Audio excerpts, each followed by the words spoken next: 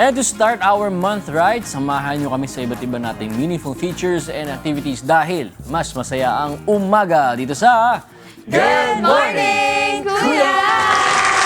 At dahil ano na ngayon, no? July na, dapat meron tayong bagong recipe. At para ma-boost ang energy natin, simulan din natin ang ating umaga ng may masarap na almusal. Kaya sa mga hindi pa nakakapili ng iluluto nila for breakfast, abangan niyo po ang ating special recipe mamaya. Dahil walang chef, ako muna, pagtsagaan niyo muna ang inyong munting kasinera. Uy, masarap yan ha. Hindi kami magtsatsaga dyan. Oh, ito, may iba naman ako. Meron ba sa inyo dito na regular na nagdo-donate ng dugo? Alam nyo ba na ang pagdodonate ng dugo ay isa sa best ways para mabawasan ang stress, ma-improve ang mood, well-being at physical health ng isang tao? Kaya samahan nyo kaming alamin mamaya ang do's and don'ts ng blood donation at iba pang benefits nito sa ating usapang pangkalusugan. Kaya pala si Joshua, tingnan mo, stress-free. May stress yan. Nakaka-stress. Ito naman, para naman ma-inspire tayo this morning. Meron tayong makakasamang UNTV Volleyball semi-finalists. At yan ay ang team ng Bureau of Fire Protection o BFP Lady Fighters. Pakinggan natin mamaya ang kanilang inspiring stories sa kanilang pagpupursige at paghahanda para sa upcoming Season 4 UVL Championships game. Later po yan, mga kasalbayan. O, di ba nakaka-inspire itong pag-uusapan natin mamaya? Pero bukod po sa ating mga morning activities, maraming dahilan para mas sumaya ang bawat araw, mga kasambahay. Kaya para sa inyo ba, ano ang key o mga bagay na iniisip nyo para maging positive lang sa life? Kayo ba? Kayo muna ang sasagot. Susi, ano? Siguro sa akin, yung pagiging grateful lang sa mga maliliit na bagay. Yung parang appreciative ka lang. Kasi pag, minsan, kumbaga, minsan natitake for granted natin yung mga simpleng bagay na, kasi nandyan lang, parang hindi mo na na-appreciate. So for me, yung pagiging appreciative and grateful lang sa mga small things. Yan. Kayo naman. Ako, siguro, to be a little kind sa sarili. Kasi minsan di naman talaga masaya yung lahat ng nangyayari sa life. Tapos minsan parang fault mo rin. Tapos minsan may isip mo, parang kasalanan ko ba na ganito yung mga nangyari, mga turn of events sa life mo. Pero if you're a little too kind siguro sa sarili mo, hindi ka masyadong harsh sa sarili mo na parang iniisip mo na lahat fault mo, ganyan. Siguro mas magiging mas masaya ang everyday kasi mas gentle ka sa sarili mo. Yun. Sino pa? How about you too? Next. Me too. Ako naisip copy-paste. ko, pinoproblema ko lang yung mga bagay na kaya kong, may control ako. Pag wala akong control dun sa bagay na yun, wala. Hindi ko na iniisip. Tsaka iniisip ko lang, everything happens for a reason. Lalo na kapag may tiwala ka sa Diyos. Parang hindi mo na may isip na kumbaga pwede mo nang kalimutan kung may problema kasi pwede mo sa Diyos na lang. Tama. Celine. Ako naman like kung ilang iniisip na merong hope palagi, merong pag-asa. Kasi kapag ka nawala yung pag-asa, wala na, feeling mo katapusan na eh. So dapat I think yun yung wag mawawala sa atin palagi. Lagi tayong umasa. Umasa na may Diyos, umasa na merong pag-asa, umasa na after all this, meron pa rin magandang mangyayari sa atin. True. And I thank Same you. kami ni Joshua, yun din naisip ko, yung everything happens for a reason nga, na siguro kung may hindi magandang nangyayari sa atin, mas maganda yung nakahain para sa atin kaysa dun sa bagay na yun na hindi natin nakuha. Tama. Tsaka, ewan ko, feeling ko mas lalakas ako dahil dun sa experience kasi na yun eh. Tapos lagi kasi may awa ang Diyos. So ngayon, kung medyo malungkot ka, may awa naman palagi ang Diyos eh. So, Play music. masaya ka din, di ba? When wonder closes, May susi. Kahapon nakalak kayo, may susi na. may susi Okay, na. may susi. Ayun yung susi. O, di ba? Susi ng Tama. Ganda lang. Kaya naman mga kasambahay, para sa inyo, ano ang key para maging masaya sa buhay? I-comment nyo lang ang inyong sagot sa ating Facebook at YouTube Live dahil mamaya po ay babasahin natin yan isa-isa. Kaya, I-comment mo na! That's right! Oh, narito naman ang ating public service advisories for today. Good news para sa mga balak mag-travel. Pinatupad na ng reduction ng Civil Aeronautics Board o CAB na bababa from level 12 to level 9 ang fuel surcharge sa mga airlines. Ibig sabihin, mas mura na ang pag-book ng flights mula July 1 today hanggang July 15. Sa ibang bahagi rin ng mundo ay nagsisimula ng bumaba ang presyo ng jet fuel dahil sa long-term conflict resolution sa Middle East.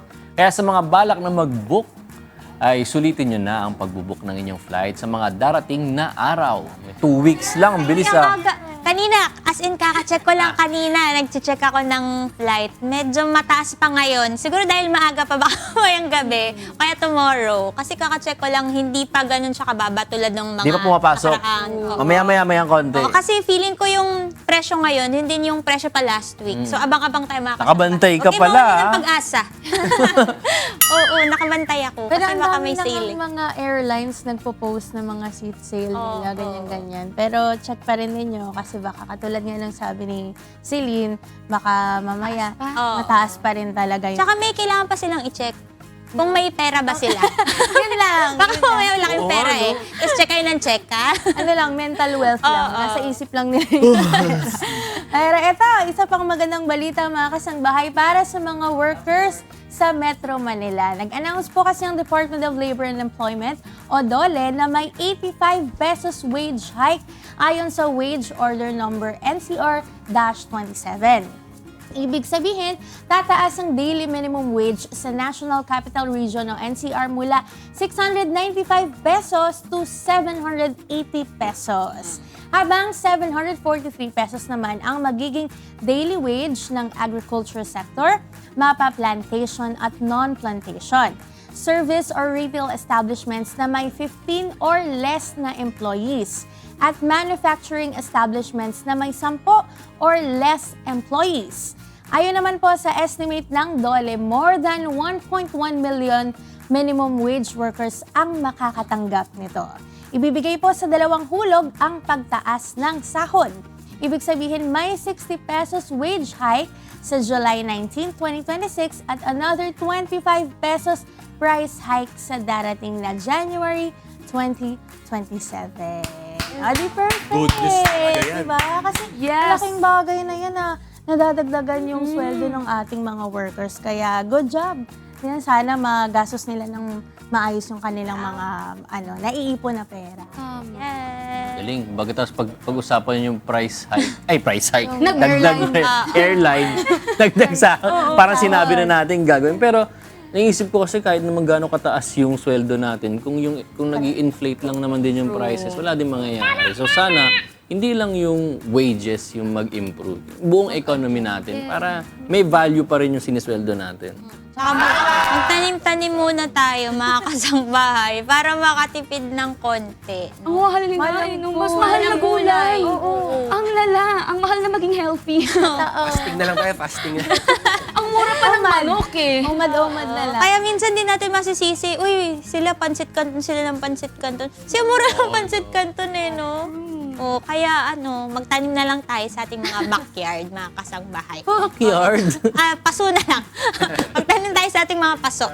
Okay, meron namang important announcement ang Philippine Pediatric Society o PPS para sa mga magulang at guardian.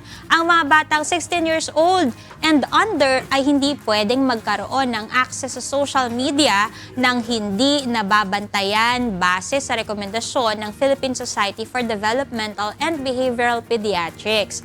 Ayon sa kanila, dapat na mamonitor ng malapitan ang mga minor sa kanilang online activities para maprotektahan sila mula sa mga inappropriate content, harmful interactions, at iba pang risk sa digital spaces. Sabi kasi ng PPS, vulnerable pa sa unregulated digital exposure ang mga bata, kaya kailangan silang maalalayan sa kanilang developmental, behavioral, at mental health needs.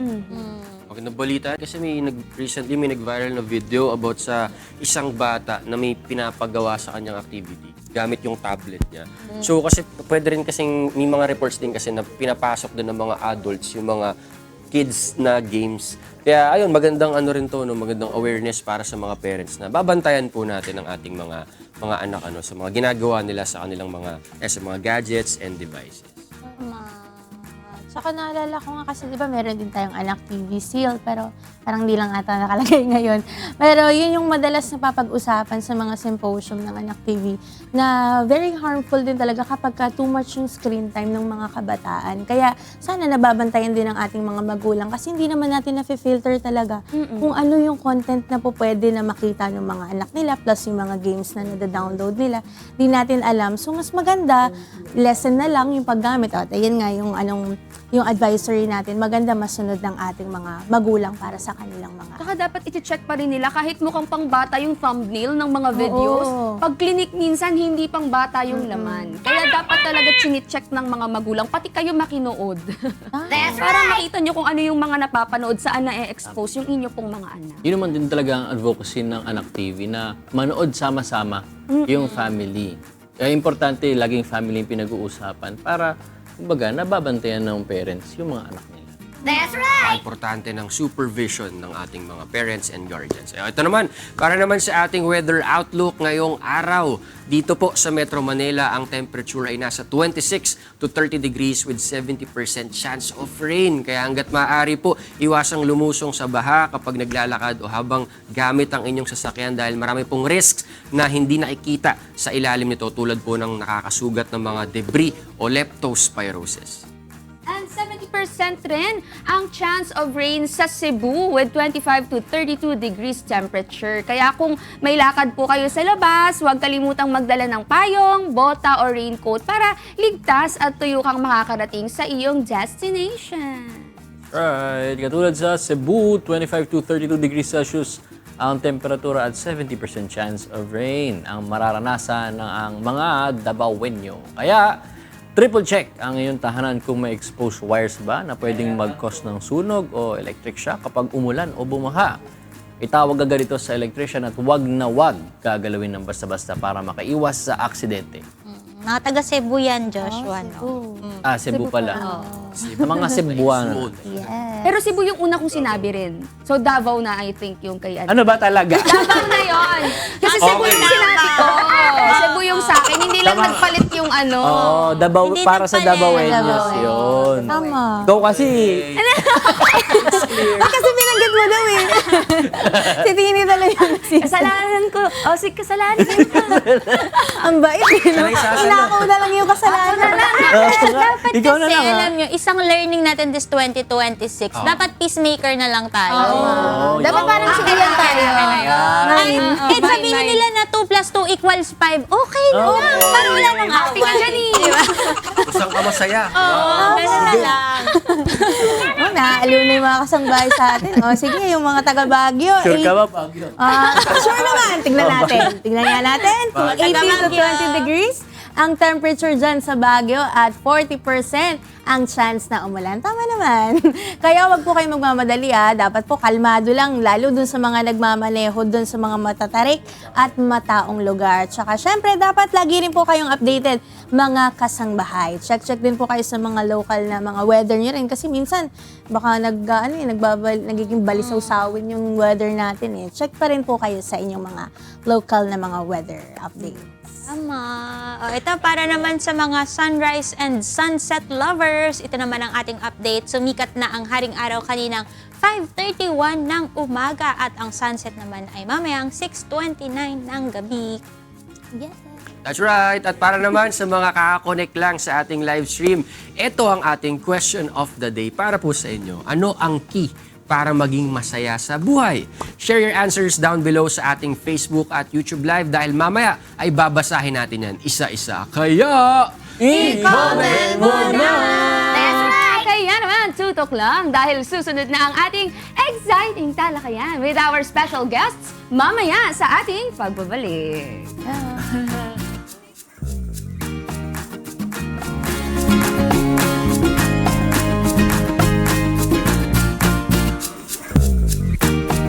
Yes! Welcome back to Good Morning Kuya mga kasambahay. The time is 6:58 in the morning and it's time for a delicious breakfast. At bago tayo magluto today, check muna natin ang presyo ng mga pangunahing bilihin sa mga palengke dito sa Metro Manila. Sumantay presyo po ng Department of Agriculture as of June 30, 2026, ang Kadiwa Rice for All ay nasa 20 pesos pa rin ang kada kilo. Celine? Yes, ang imported rice naman ay nasa 45 to 65 pesos kada kilo. Ang local po na mga rice ay nasa 40 hanggang 68 pesos ang kada kilo. Sa meat naman natin, tulad po ng beef o baka, 360 pesos to 550 pesos kada kilo. Sa mga isda, ang tilapia ay 140 hanggang 170 pesos po ang kada kilo niyan, mga kasangbahay. Ang gulay naman natin, ang repolyo ay 50 pesos to 140 pesos kada kilo. Ang sayote, 35 hanggang 100 pesos po ang per kilo. Ang patatas, 80 pesos to 160 pesos kada kilo. Ang carrots po, 60 hanggang 160 pesos. At ang bell pepper naman na pula ay 130 pesos to 300 pesos kada kilo. Sa bawang naman, mga kasangbahay, 110 hanggang 400 pesos ang kada kilo niyan. Ang pulang sibuyas ay 70 to 160 pesos per kilo. Ang puting sibuyas po, 60 hanggang 160 pesos ang kada kilo. At ang sili ay 110 to 250 pesos kada kilo. At ang luya, 120 hanggang 250 pesos per kilogram. Sa ibang commodities natin, gaya ng sugar na washed o yung tinatawag natin na segunda, ito 62 pesos to 90 pesos kada kilo. Ang itlog po, 5 pesos hanggang 13 pesos ang kada piraso. At ang ating palm oil o mantika, 80 pesos to 140 pesos per liter. Yun. Yes. At eto na, dahil nakapag-update na kaming dalawa ni Celine ng ng mga pangunahing bilihin natin, yung mga presyo dito sa Metro Manila. Eh di, magluluto na tayo. Yes, at dahil dyan, samahan kita. Kaya nga, wala ka ng choice. Celine, dito na, magluluto tayo. Dahil nung nakaraan nga, di ba, nanggaling ako ng Korea. Oo. Tapos lately, parang medyo maulan. Kahapon, naisip ko, ano kaya pwedeng recipe na iluto? Nabanggit mo sa akin, sabi mo, masabaw, ganyan. Sabi ko, parang galing pa ako ng Korea, fresh pa sa akin ang mga Yay. anyong haseyo. So, naisip ko magluto ngayon ng kimchi jjigae. Yun, no? So, ito po ay parang kimchi stew, kimchi soup, pero may iba pa siyang mga ingredients katulad ng onion, garlic, pork belly, syempre kailangan din natin ng kimchi, kailangan din natin ng water or stock. It's either chicken, vegetable, or pork stock. Kailangan din natin ng onion leeks at perilla leaf powder. Kung hindi naman po available ito kasi madalas nabibili lang talaga ito sa mga Korean groceries, this is just optional. Alisin nyo na lang po. At syempre, kailangan din natin ng tofu. Yeah. At ayan, sige, start na tayo, Celine, magluto ng ating Kimchi jjigae. Kimchi Ay, jjigae. alam mo ba, nung nag-start pa lang mauso yung mga Korean cuisine dito sa Pilipinas, ang unang-una ko na-appreciate ay kimchi jjigae. Talaga? Oo, nagkaroon kasi ng sa Malolos ng parang Korean resto. I think siya yung isa sa mga pinakaunang Korean resto sa may Malolos. Tapos Korean talaga yung may-ari. Tapos nagbebenta sila doon ng kimchi jjigae. Okay. Tapos sarap na sarap ako. Kasi mahilig ako sa maasim. Ala, sana magustuhan nyo rin to. Kasi ako, rarely ako magluto ng kimchi jjigae na may pork talaga. Pero kasi, naisip ko ngayon, parang kailangan din niya somehow ng medyo meaty flavor. So sabi ko mag-add talaga ako ng real pork belly. Kasi sarap. usually, ano lang talaga ako, tofu lang yung ginagamit ko dito. Pero dahil para level up tayo, sige, Yes. gamit tayo ng pork belly or samgyeopsal. Oh. Yes. Sa mga iba na ayaw mag-meat, pwede naman, di ba? Yes. Actually, may iba-iba nga itong jjigae na to. Pwedeng tofu jjigae. Yun yung tinatawag nila na dubu jjigae. Oh. Sundubu jjigae. Ayan. So, sear lang muna natin yung ating meat kasi sabi ko nga, ayoko talaga na hindi brown yung Yung meat. kasi parang feeling ko buhay pa sila. Tsaka masarap yung merong browning talaga kasi lumalabas ang flavor. Yan. Pero ito, hindi ko ito nakain sa Korea nung nakaraan. Kasi iba-iba yung mga kinain ko ng mga Korean food nun eh. Tapos parang dahil summer nga, hindi masyado yung mga soup nila. So dito dahil sa Pilipinas ay medyo maulan na nga, ito yung kailangan natin. Malapit dyan. very Sobrang init ba sa Korea nung nagpunta ka? Actually, hindi naman, pero pabago-bago yung ano nila, yung weather. Sa umaga, malakas ang hangin, medyo gloomy, tas malamig ang breeze. Oh. Pero pagdating ng hapon, Sobrang mainit, init. parang Pilipinas na rin siya, ganun. Sa mga ganito palang ano yun, buwan yung ganun sa Korea. Oo. Hindi naman maulan. Nagkakaroon lang ng konting mga drizzles sa umaga, pero hindi naman siya super katulad dito sa atin na maulan. Yan. So ito mga kasangbahay, yung pork belly natin, sinizon ko lang to ng salt and pepper, tapos naglagay ako ng konting sesame oil para lang meron siyang added flavor na medyo kakaiba. So let's just brown this. I think, di ko muna ilalagay lahat para mabilis maluto. Saka para magkasya.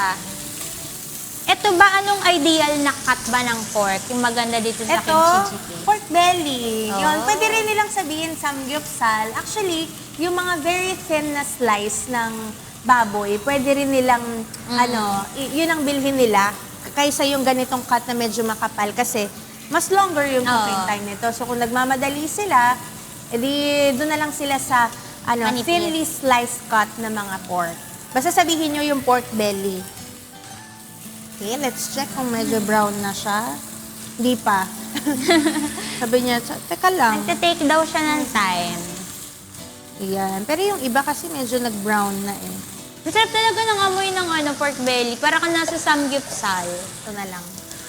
Nalulusaw yung natin, yung tong. May halong plastic. May halong flavor yung Ayan. Kayo ba mga kasangbahay, nakapag-try na rin ba kayo ng kimchi jjigae? Ayan. I think sa mga samgyeopsal, di ba, merong mga kasama na ganito Oo. sa mga ibang restaurant. Pero ito, mas masarap, hindi tinipid. Teka lang. Ayaw niya mag-brown.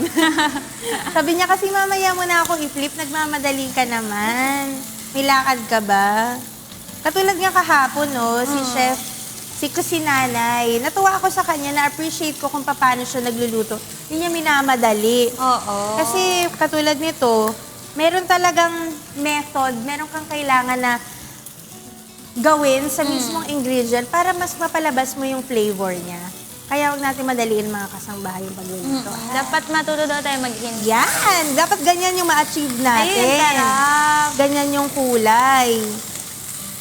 Parang kailangan natin ng lettuce wrap dyan. Ay, oo nga. Ito siguro i-save natin to for the For samgyeopsal. Samgyeopsal. Yan. Okay, flip na natin. Yun. Yun, no? Perfect imnida. Okay. So, kailangan ma-achieve nyo yan, mga kasangbahay. Sige, I pwede think yung na mga to. nasa gilid, Mas hindi nauna. masyadong mainit. Yan. Okay. Sige, I think pwede na to. So, after that, since di pa rin naman yan luto mga kasangbahay, pwede na nating ilagay dito yung ating onion. White onion. Ang ating onion. Ating onion. Tapos, lagay na rin natin yung ating scallions or yung onion leeks. Parehas lang din naman galing sa sibuyas yan. Pero ewan ko ba bakit nilalagay ng mga Koreans. Pero mabango yung onion, onion leeks. Yung onion there. leeks. Tapos meron pa, di ba, yung isa, yung spring onion. Oo. Iba-iba sila ng ng ino-offer na flavor. Pero galing lang din sila sa sibuyas. So, hintayin lang natin konti na translucent yung ating white onion. Ibig sabihin kasi nun, napalabas na natin yung aroma niya. Yan.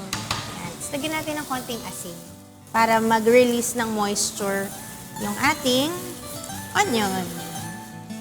Bango.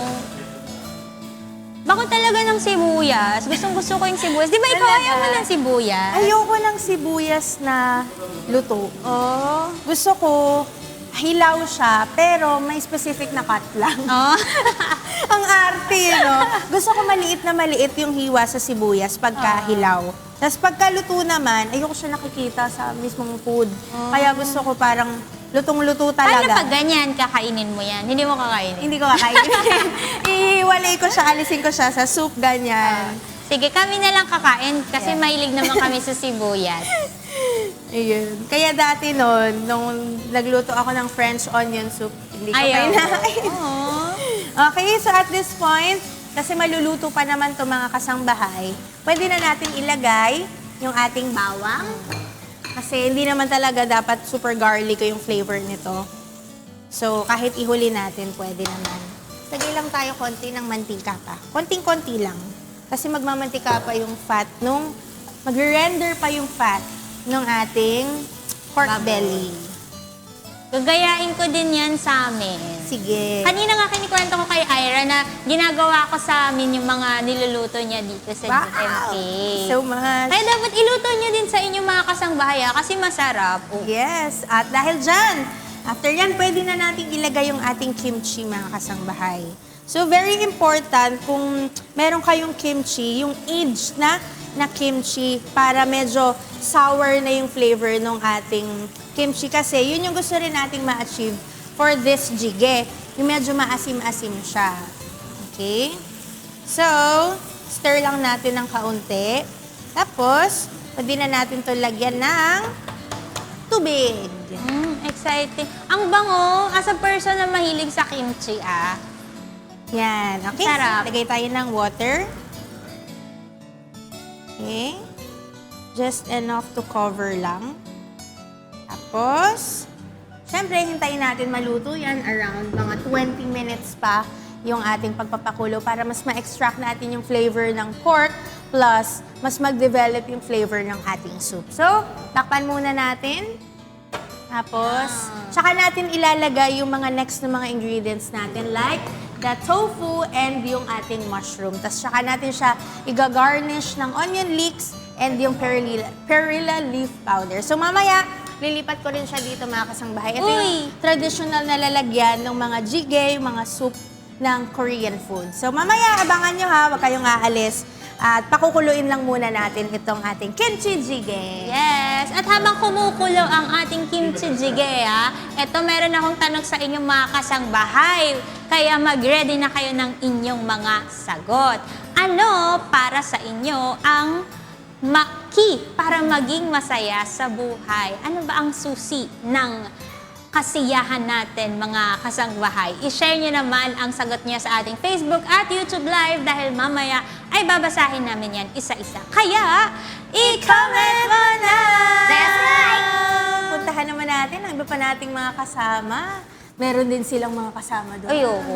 Sino ba sila, Tini? Yan excited na kami ni Ian tikman yan. Kasi mahilig kami dun sa mga food na rich in Kimchi. probiotics. Oo. Wow! Akala mo talaga, Wow, no? Kunyari healthy Kimchi, tayo. syempre. Ikaw healthy ka naman talaga. Siyempre, dapat healthy Oo. tayo.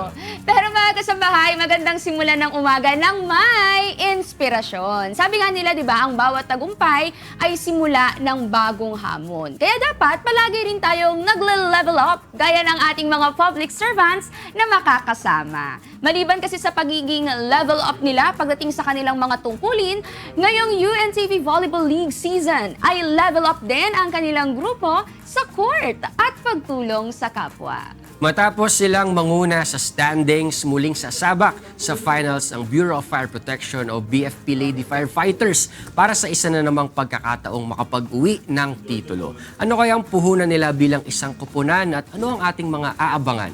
Alamin natin yan mula sa ilang players ng BFP Lady Firefighters na sina Fire Officer 1 Desame Puyo, Fire Officer 2 Stephanie Adolfo, and Fire Officer 3 na si Gang Abeliana. Good morning po! Good morning! Welcome po sa Good Morning Kuya. At bati po tayo sa ating mga viewers, sa ating mga kasangbahay. Hello po, good morning po sa lahat ng nanonood po. Magandang umaga po sa inyong lahat. Sige po, bati po. Good morning po sa lahat ng nanonood ng Good Morning Kuya.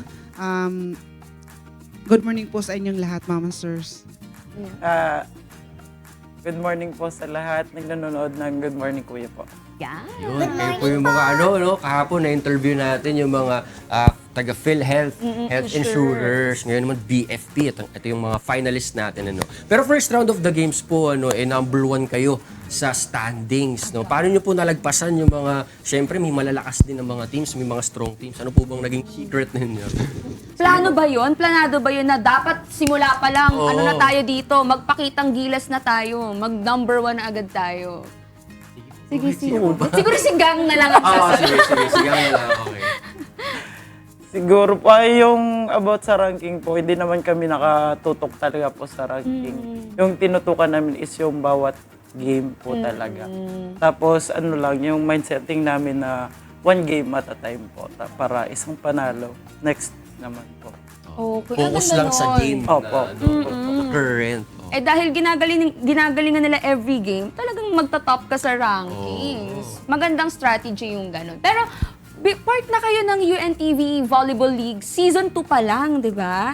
Ano yung pinagbago, ano yung nag-improve sa inyong koponan from that season 2, hanggang ngayon na nasa season 4 na tayo ng UNTV Volleyball League? Ano po, ma'am?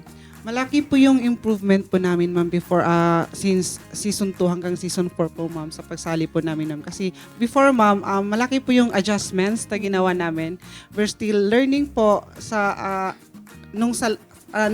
previous season po namin, ma'am. Pero this season po, ma'am, mas na-matured po kami as a team po, ma'am. Minomold namin yung skills po namin, ma'am. Disiplina po, at saka, willingness namin yung manalo po, ma'am, for this season. Okay, para sa mga naman po, sa mga coaches naman po, what coaches always tell you po na mahalaga yung pagiging mature emotionally, tapos kailangan ma-achieve nyo ba to this season, itong sinasabi ng mga coaches nyo? Kasi syempre may mga kanya-kanyang advices, ano po masasabi nyo doon?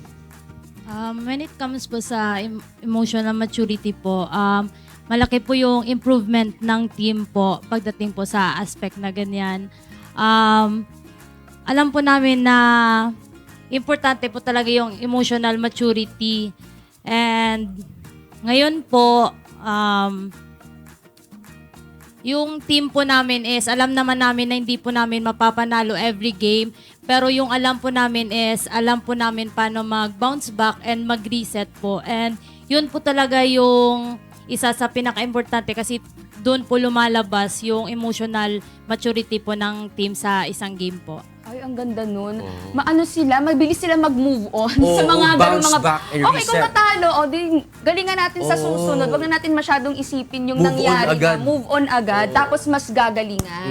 Ang ganda nung advice Okay na yun, yun ng okay. coach. Pero may gusto kong sabihin. Ano yun? Go ahead. Okay lang. Ayun lang po, ma'am. Hindi kasi lahat ng game, ma'am, is mananalo. So, look forward lang po namin na it's not a failure. It's it's a lesson for us to learn para reset, para kung ano pa yung kailangan naming ayusin sa team po, ma'am. Ang ganda nun. Ang ganda nung ganong mindset. Mindset ba, guys? Mindset. Ganon. Pero ngayong season 4, kasama niyo na si Miss Jelly Villanueva. So, ano yung naging contribution niya sa inyo as a team? Malaking bagay po na naging part po si Jelly po sa BFP po. Hindi lang po dahil sa skills niya po, pati na po sa sa experience and confidence niya po na nadadala sa team namin. Pero aside po sa ganyan, hindi naman po kasi nagre-rely yung team namin sa isang player lang po. Like, lahat po talaga kami po nagko-contribute po.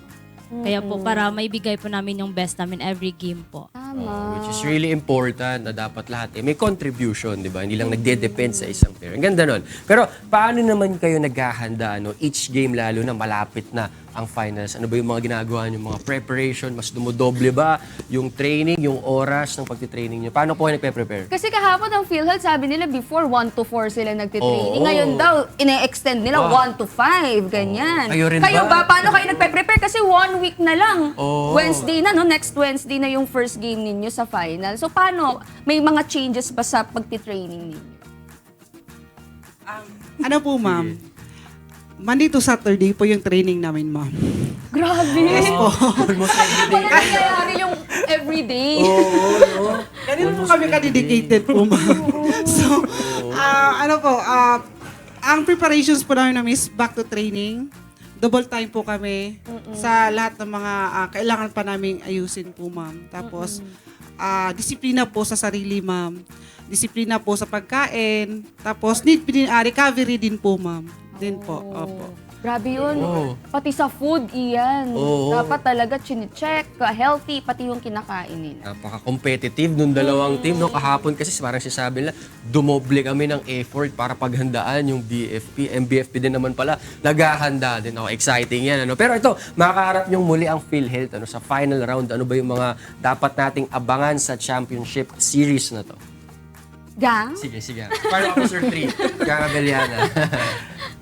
Sa amin po, ma'am, maraming adjustments kami na ginawa. Kasi nga, nung mga past games namin na natalo po kami, siguro isang lesson para madami kaming i-adjust, madami kaming plays na gagawin. Tapos, let's see na lang po sa finals. Yun. Ganda nun. Let's see na lang. Oo. No? Abangan nyo. Action Ganon. stick. Oo. Kasi last season, nabalita na rin sa atin, no, na kasama kayo sa finalist din. Kumbaga nakalaban nyo ang PNP.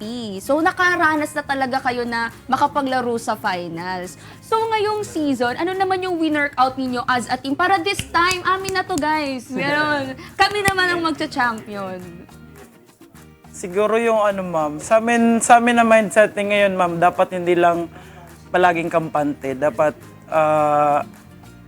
palagi kong sinasabi sa kanila na do not be complacent. Tapos, kailangan natin hindi mag-focus kung anong meron lang sa atin. Kailangan natin mag-exert pa ng effort, more effort para mas maanohan namin yung effort namin na ginawa last season, last games namin na natalo kami ng PhilHealth.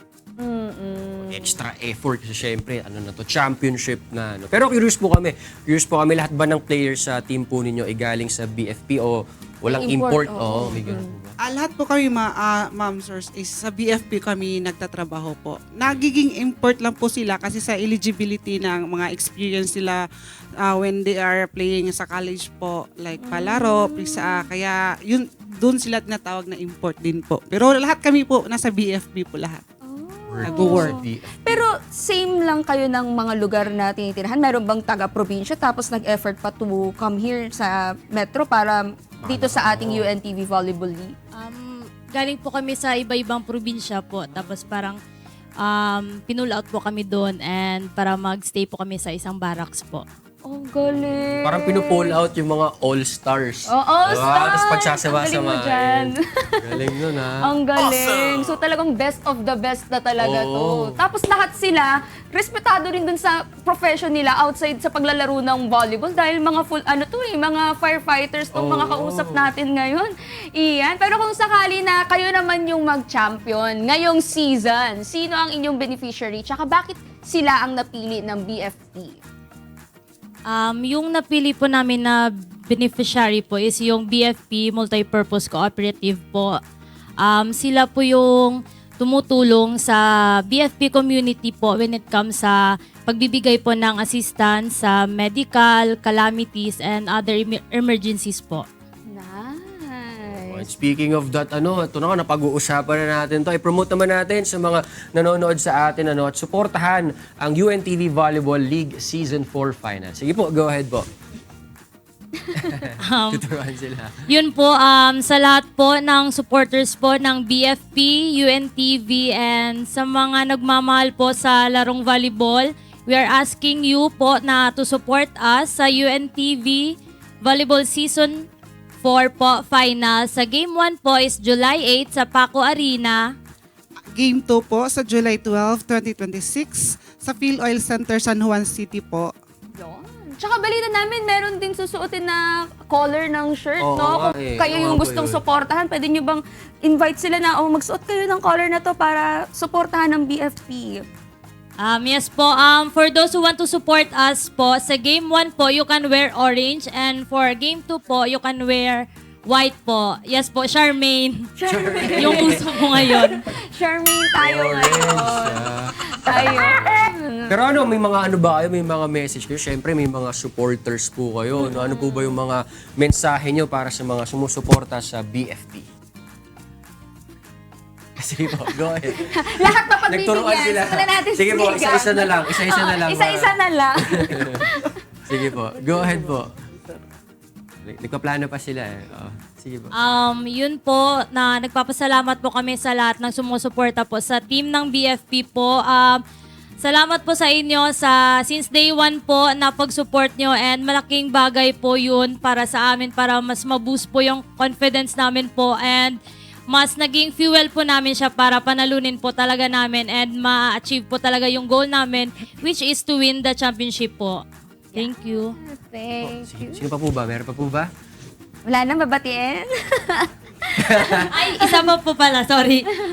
Gusto ko lang pong batiin ang aming BFPOIC, Fire Chief Superintendent Wilberto Rico Neil A. Quancho, sir, to our team manager, Fire Chief Superintendent Belinda B. Ochave, ma'am. Good morning po sa inyo. Yun lang po. Morning. Okay po, meron pa po ba kayong may babatiin pa? Ano lang po, sa family po namin, which is dyan sa Cebu, at saka sa aming bagong regional director po, which is si Chief Superintendent Rodolfo Dinaga, sir. Sa amin lahat po dyan sa Region 7, ng mga BFP personnel po, hello po, good morning po sa inyong lahat. Sino po? Fire Officer 3, gang. At saka po sa lahat ng command groups na hindi po na-mention. And sa coaches namin, salamat sa patuloy na walang sawang pag-iintindi sa amin at saka pagtuturo po sa amin. Tsaka sa pamilya ko po sa Surigao and sa mga supporters namin online. And sa Region 7 po na mga bombero po na sumusuporta din po sa amin. Tsaka kay Ma'am Joy Campomanes, Ma'am Lois,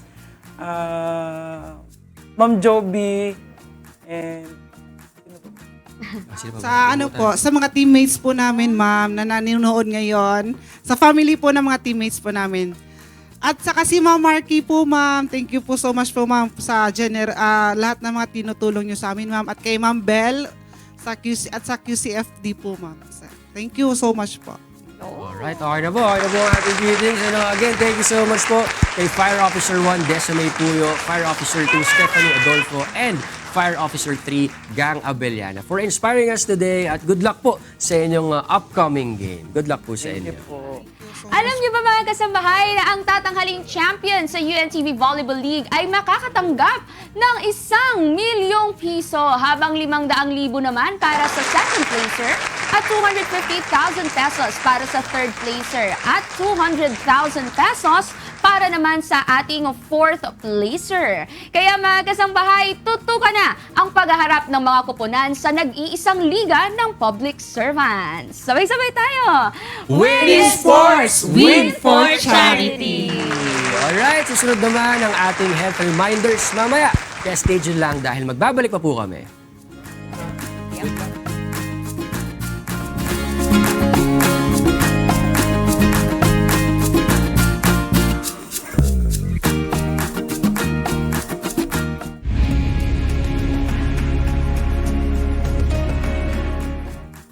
Nagbabalik ang Good Morning Kuya. Ang oras ay 7:31 ng umaga at oras na para sa ating usapang pangkalusugan. Gamit ang advanced technologies, marami na ang kayang gawin ng tao. Pero hanggang ngayon, hindi pa rin kaya ng tao na gumawa ng dugo mula sa laboratorio.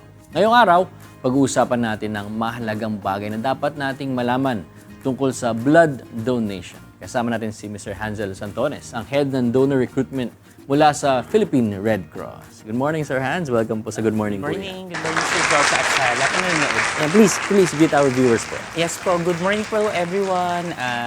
Salamat po sa panonood at salamat po for giving us the opportunity to speak for the blood services. Sir Hans, para po sa kaalaman ng ating mga kasambahay, ano po ba yung mga cases na ang isang pasyente ay nangangailangan ng blood transfusion? Actually, sir, marami talagang cases na nangangailangan ng blood transfusion. For example, yung mga cancer patients, yung mga dengue patients, especially yung mga accidents, vehicular accidents, mga surgeries, very important po. But basically, life and death situation bago ibigay yung blood. So, nag-take muna tayo ng iba't ibang mga steps, pero ang last resort talaga is transfusion. So, yun, tuloy-tuloy po ang need ng blood natin sa buong Pilipinas. Mayroon po ba tayong data kung gaano karami daily or in a span of a year, gaano karaming dugo ba ang usually nagagamit natin? Well, basically, the projection ng WHO, World Health Organization, is that 1% ng total population ng Pilipinas ang dapat nagdo-donate ng dugo. Kasi yun rin somehow yung demand for blood for the whole Philippines. So, for the Philippines, that's 1.1 million na blood units in a year ang need. So, in every hour, around 130 plus ang demand. So, malaki ang need talaga ng blood here in the Philippines. Ako, marami palang kailangan mag-donate. Pero sa mga gustong mag-donate, sino po ba yung mga eligible na magbigay ng dugo? Ang unang-unang eligibility criteria natin is they must be feeling well and healthy. Kasi kung hindi ka healthy, hindi namin pinopromote na mag-donate ng blood. So, dapat willing ka and healthy ka to save lives through voluntary blood donation. So, yun lang ang unang requirement namin po. Pero usually, yung mga iba kasi marami yung kakilala na nagdo-donate ng dugo, kailangan tinitimbang sila. Hindi pwede yung mga underweight. Yes. Bakit po kaya ganun? Yung mga medyo magagaan hindi pinapayagan.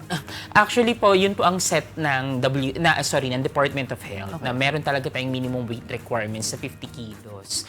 50. Meron tayong minimum pero wala po tayong overweight. Kaya nga, oo. So kahit sino po mag-donate, basta at least mga 50 kilos or 110 pounds po, pwede po kayo mag-donate ng dugo. Tsaka minsan hindi din pinapayagan kapag hindi kumpleto yung tulog. Sleep, yes po. Kahit na sinasabi nila, ini-interview po kasi ng mga doktor natin. yes po. Kamusta, nakatulog po ba kayo na maayos? Pagka kunyari, konti lang ang tulog, hindi na-defer po sila. Yes, na-defer for blood donation. Kasi the priority po natin in the blood donation is the safety of our blood donor.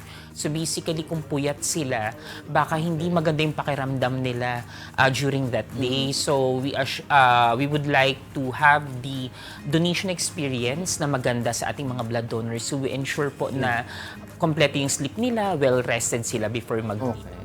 Baga, both parties. Yes, pati yung nagdo-donate, protectado. Protektado po. Naalala ko ako naman po sa experience ko naman, nagpunta ako ng Palawan. Yes. Tapos a few months after, siguro 3 months after nung travel, dapat magdo-donate ako. Yes po.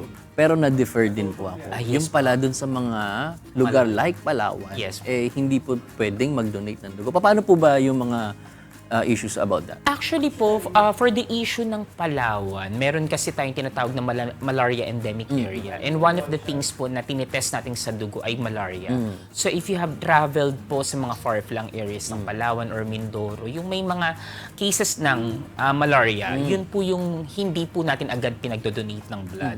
Kasi baka hindi natin alam nakagat tayo ng mosquito na may malaria. So basically, it would affect the safety ng ating blood units. Pero kung mga leisure lang naman, pwede naman po, tinatanggap naman po according sa DOH protocol. Pero ang sabi naman po ng doktor na nag-interview, after 6 months, yes, pwede na mag-donate ng dugo. At pwede pong mag-take ng prophylaxis. Tama po ba? Yes po, may prophylaxis po tayo for malaria. If you're traveling po sa mga far-flung areas na mga mountainous areas. Yes. Yun ang isa sa mga magandang tips para sa ating mga kasambahay. Pero about naman po dun sa mga blood types, kasi very interesting nga na merong mga blood types na tinatawag nilang universal donors. Yes. Ano po ba yung mga klase ng special blood types? So, meron po tayong tinatawag na mga blood groups. So, meron tayong 4 na blood group sets, type A, type B, type O, and AB. So, every blood type, meron rin yung tinatawag na RH typing po. So, ang type po natin, it's either A positive or A negative. So, ang universal blood donor po natin is type O because they lack something sa blood nila that they can actually give blood mostly sa mga nangangailangan ng blood. But here in the Philippines po kasi, we are type specific. So basically, if you are a patient in need of type A blood, type A lang talaga ang ita-transfuse. Life and death situation lang po ginagamit yung mga type O as universal donor po. Pero yung O, so universal yung O, may negative po. Yes po, lahat po ng blood group natin ay may positive and negative. So usually sa ating mga Filipino, we are positive, A positive. But if you are negative, very very rare yung blood type na to. So less than 1% lang ng total population ang may ganitong blood. And konti lang sa kanila yung eligible na or konti lang yung nakakapag-donate talaga. So that's the very very rare blood type. So kapag ganun po ang system, meron po ang Philippine Red Cross na RH negative registry. Hindi po namin agad sila pinagdodonate ng blood kasi pag nagdonate sila at wala namang nangailangan ng blood, masasayang. So because their blood is rare, mga on-call blood donor po sila. So naka-ano yan, sir, naka-database po sila para pag may nangailangan, isang tawag lang po, makakapag-donate po sila. Nakakatawa naman. Salamat dun sa mga special blood Yes, na ano mga natin na, donors. na on-call. On-call. lagi. Pero gaano katagal po ba na-store yung mga nadodonate natin? Usually, the shelf life is around 35 days lang po. Pero since mataas yung demand for blood here in the Philippines, after testing, around 2 to 3 days na siserve na po natin yan sa mga pasyente. Nauubos na. Walang naiimbak. May mga naiimbak, kaya po araw-araw kami nagkakandak ng blood donation activities to ensure that every day may pumapasok na dugo, may tinetest kami na papalitan po. Pero bukod dun sa O negative, ano po ba yung mga usually lesser yung klase ng blood type na meron available? Kasi yung iba, sinasabi mga dugong bughaw, mga medyo rare. Yung mga klase po ng dugo at medyo mahirap kumuha ng mga dugo na tulad. Ano po ba yung mga blood types? Well, unang-una po sa lahat, again, yung RH negative. Basta negative po yung blood Any ninyo. negative. Any negative, very, very rare po yan. But if you are A positive, yung mga type AB natin, medyo rare lang sila. AB Around 1 to 3% lang yan ng, ng supplies natin. Or around 6% siguro. So, konti lang po talaga sila.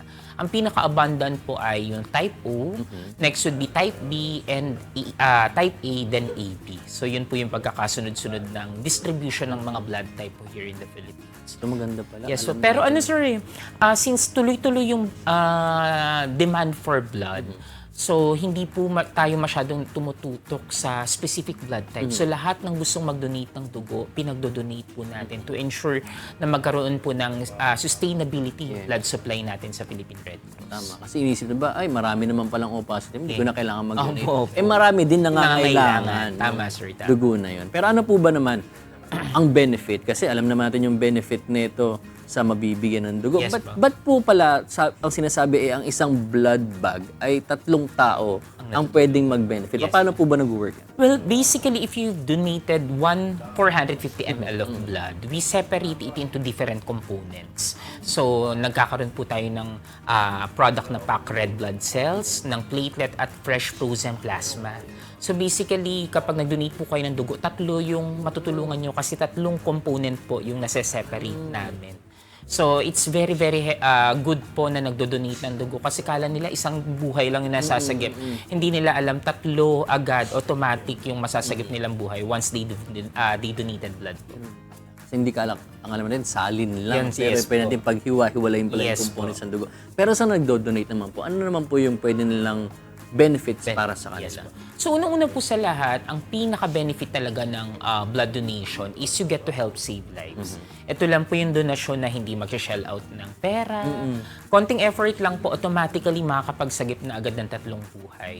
So, for the donor, according to some studies sa mga journals internationally, kapag regularly ka daw nagdo-donate ng blood, mas mababa daw yung chances magkaroon ka ng cancer or heart diseases because you release significant amount of iron and you stick to a healthy lifestyle. So, syempre hindi ka naman makakapag-donate kapag hindi healthy ang lifestyle mo. So, yung mga regular blood donors talaga namin, they stick to healthy lifestyle. That's why mababa rin siguro yung chances na magkaroon ng mga diseases. Oo, nababantayan nila para Yes nga po. hindi sila ma-defer. Yes, So, tama, in turn, nagiging healthy tuloy Yes, sila. tama. Pero sa mga gusto po mag-donate, ano naman po yung mga do's and don'ts? Para naman hindi naman masayang yung paghihintay nila after 3 months, di ba? Tama po ba? 3 Yes, months every ang 3 months. period Yes, para makapag-donate. mag-donate So, ano naman po yung mga dapat at hindi nila dapat gawin para hindi ma-defer kapag napunta? So, unang-una po sa lahat, dapat on the day of blood donation, you must be feeling well and healthy. It's a priority for us to ensure yung safety ng blood donation.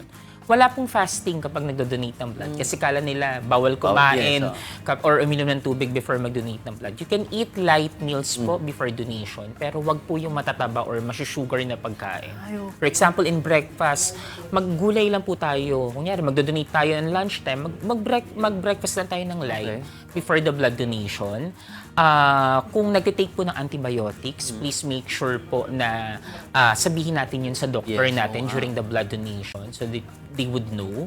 Sa mga may maintenance drugs po for cholesterol, for blood pressure, kung pasok naman po kayo sa range ng DOH standard and pinayagan po kayo ng doktor, pwede po kayo mag-donate ng dugo. Hindi po automatically, Pag merong- kasi ang alam nila kapag may maintenance ka na is bawal ka mag-donate ng blood, pero pwede naman po basta papayagan ng doktor. Sa mga may diabetes naman po, basta hindi nag-insulin, pwede pa pong mag-donate ng blood at control yung sugar po nila. So after the blood donation naman po, wag po sana yung mga strenuous activities within 24 hours kasi nagre-recover pa yung body. So for example, after mag-donate, mag-gym ka or mag-i-sports, wag muna po. Hayaan na muna po natin sarili natin mag-recover before mag-i-resume yung mga activities po natin. So basically, very minimal naman po yung preparation at maintenance or yung pag-recover natin sa blood donation. We just inform them na mag-increase sila ng fluid intake after donation. Kaya nagbibigay po kami ng mga juice, water after the donation. Yung mga snacks after may snacks po, donation. tama po.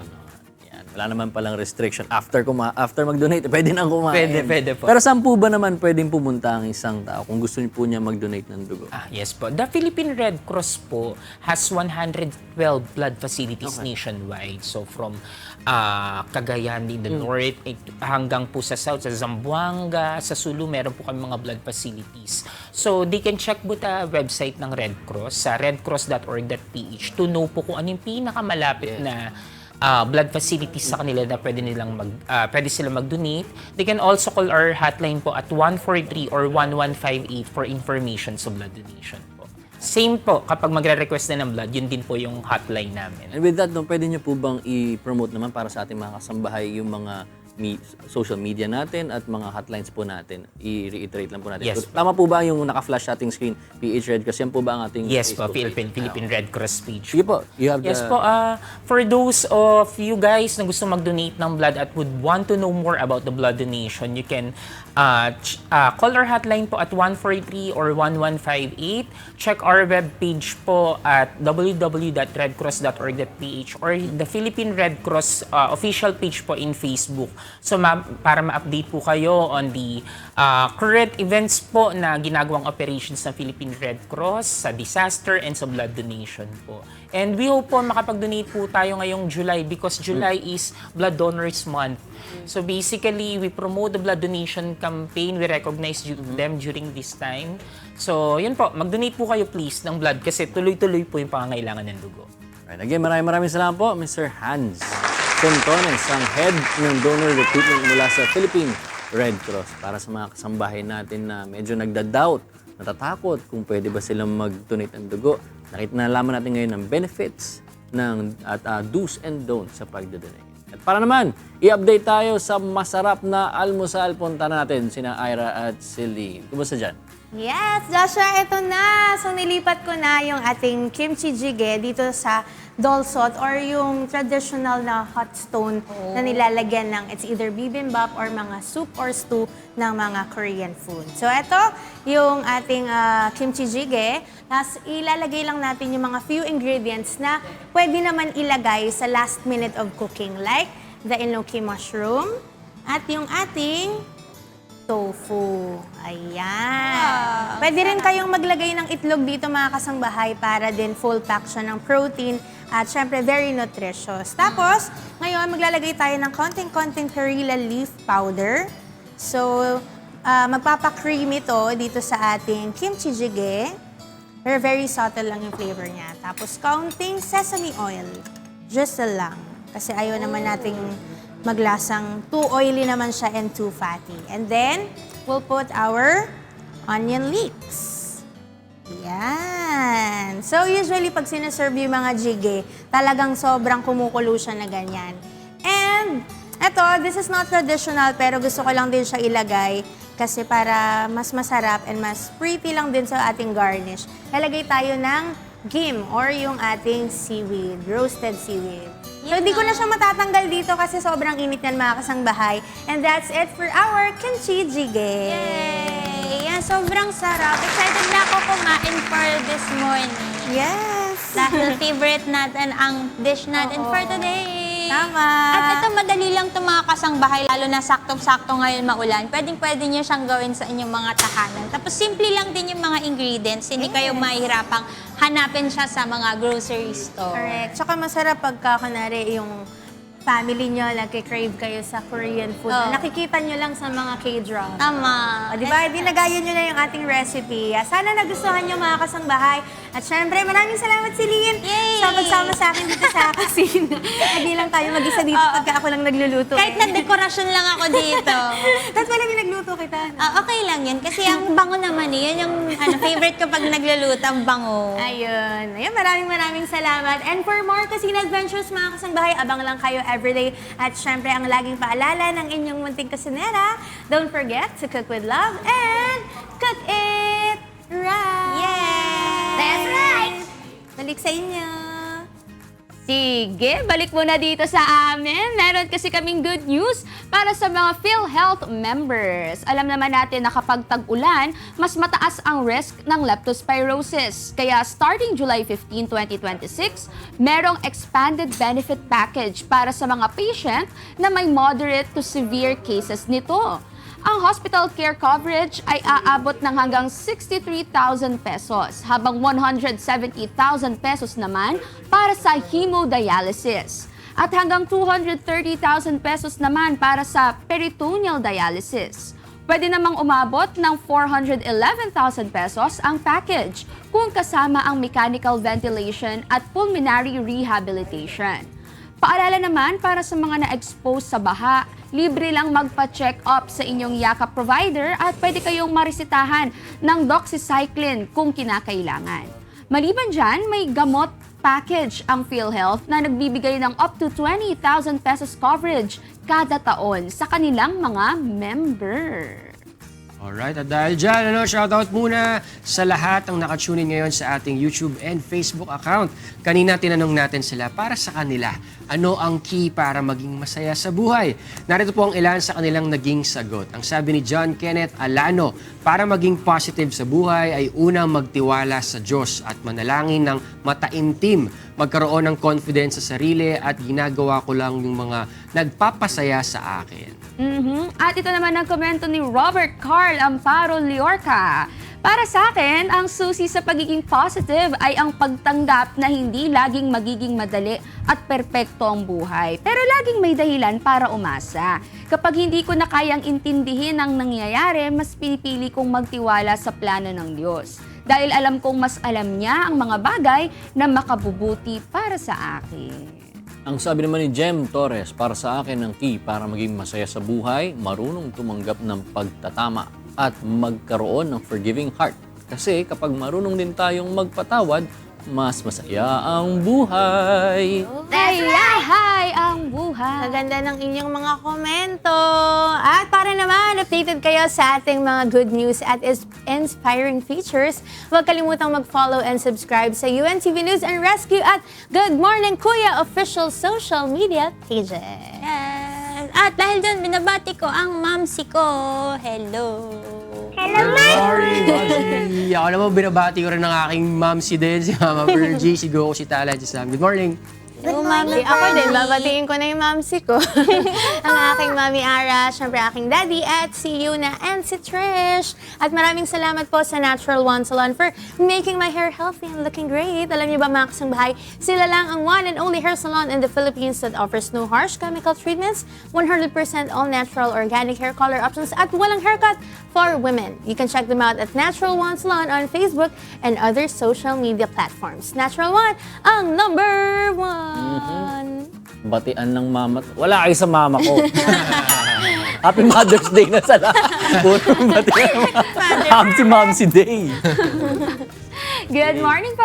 And syempre, thank you sa TV Dental Clinic and Dental Laboratory. Located sila sa Gate 3, Barangay Fort Bonifacio, Taguig City. May branch din po sila sa Shaw Boulevard beside Star Mall Shaw, Mandaluyong City. Nag-offer sila ng prosthodontics, orthodontics, and general dentistry. So, kung kailangan niyo po magpa-appointments, punta lang po kayo sa kanilang mga branches or kontakin niyo po sila sa 0997-903-9330 or visit them on their Facebook page at DV Dental Clinic and Dental Laboratory. Maging hashtag Alagang DV Dental na because we make it affordable for you. Pagbati mula kay Tini, ang inyong binibini. Ganda. Uy! Ganda mo daw!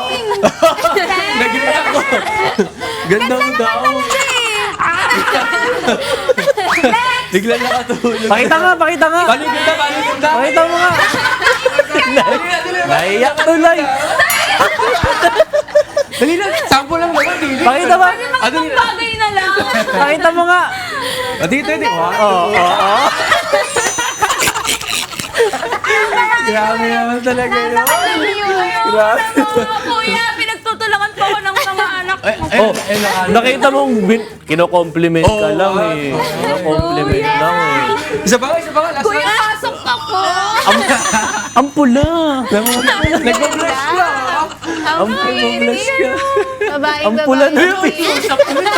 Grabe naman Ang pula ng pisngi. Bakit ang dami pa nating oras? Hindi, airtime mo talaga yun. Oo, airtime mo. Ay, gusto ko bang sabihin sa mga supporters. Sige, nanonood sila ngayon. Ganyan ba nagagawa ng pamumundo? Sa 15 pa ako. Ayan, tinan mo tuloy. Oh. Grabe yung close-up naman talaga. Ay, Kunyari nahihiya, no? Ang pungay ng mata. Ang pungay naman niya. Ako na. Next. Ayan. Siyempre, sana, kita-kita nyo naman, nag-enjoy kayo, di ba? Kasama kami na salubungin sa unang araw ng month of July. Bukas, samahan nyo kami for more positive vibes dahil mas masaya ang umaga sa Good Morning, Kuya!